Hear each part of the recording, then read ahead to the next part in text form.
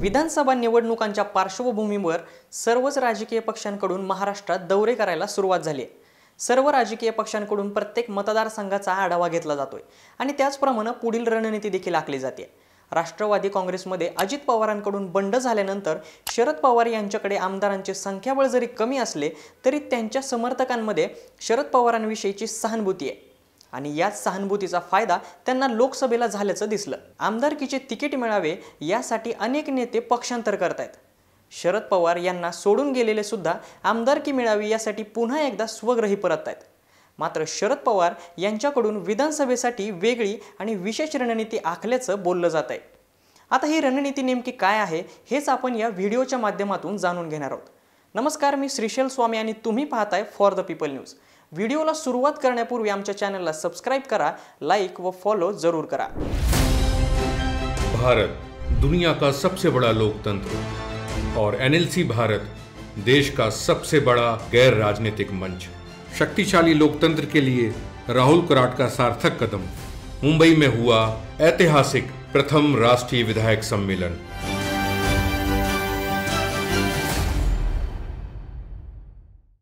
विधानसभेला आपल्याला तिकीट मिळावं यासाठी नेत्यांनी पक्षांतर करायला आत्तापासूनच सुरुवात केली आहे। अजित पवारांसोबत असलेले अनेक नेत्यांनी विधानसभेला आपल्याला तिकीट मिळणार नाही हे लक्षात आल्यावरती शरद पवार यांच्याकडून उमेदवारी मिळेल या हेतूने शरद पवार यांच्यासोबत जाण्याचा निर्णय घेतलाय। पण शरद पवार यांनी कार्यकर्त्यांना पुन्हा एकदा पक्षात घेण्यासाठी काही नियम व अटी ठेवल्याचं स्पष्ट दिसून येत आहे।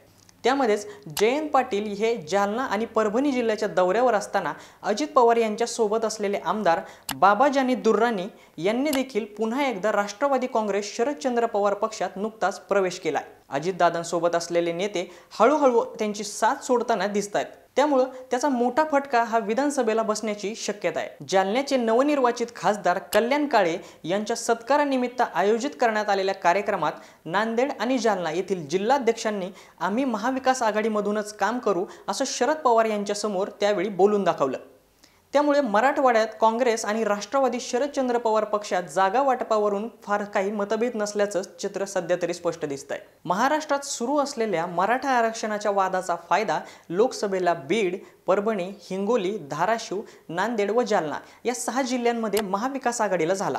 पण शिवसेना उद्धव बाळासाहेब ठाकरे पक्षांनी मात्र मराठा आरक्षणाची मर्यादा वाढवण्यासाठी संसदेमध्ये नवीन कायदा तयार करायचा असेल तर तसा ठराव केंद्र सरकारकडे पाठवला पाहिजे अशी भूमिका मांडली। तर राष्ट्रवादी काँग्रेस शरदचंद्र पवार पक्षाचे अध्यक्ष शरद पवार यांनी मात्र हा विषय राज्य पातळीवर सुटू शकतो असं मत व्यक्त करत याविषयी त्यांनी मराठवाड्यामध्ये कार्यकर्त्यांमध्ये आणि समर्थकांमध्ये जमवाजमव करण्यास सुरुवात केल्याचं चित्र पाहायला मिळतंय। लोकसभेला तर महाविकास आघाडीला मराठा आरक्षणाचा फायदा झाला, पण विधानसभेला याचा फायदा होईल असं नाहीये। विधानसभेची आचारसंहिता सुरू होण्यापूर्वी राष्ट्रवादी काँग्रेस शरदचंद्र पवार पक्षाचे खासदार लोकसभेमध्ये महाराष्ट्रातील प्रश्न मांडतील। त्यामध्ये सगळ्यात महत्त्वाचा दूध दरवाढीचा मुद्दा असून विधानसभेपूर्वी महायुतीला घेरण्याचा प्रयत्न करणार असल्याचं बोललं जात आहे। काँग्रेसचे जालन्याचे खासदार कल्याण काळे यांनी दूध दरवाढीबाबत अर्थमंत्री यांना या संदर्भामध्ये बैठक घ्यावी यासाठीचं पत्र दिलंय। सुप्रिया सुळे यांनी देखील याबाबत पुढाकार घेतलाय। पण या रणनीतीचा फायदा महाविकास आघाडीला विधानसभेला कितपत होतोय हे पाहणं आता महत्त्वाचं ठरणार आहे। व्हिडिओ आवडल्यास लाईक करा आणि फॉर द पीपल न्यूज चॅनलला सबस्क्राइब करायला विसरू नका। धन्यवाद।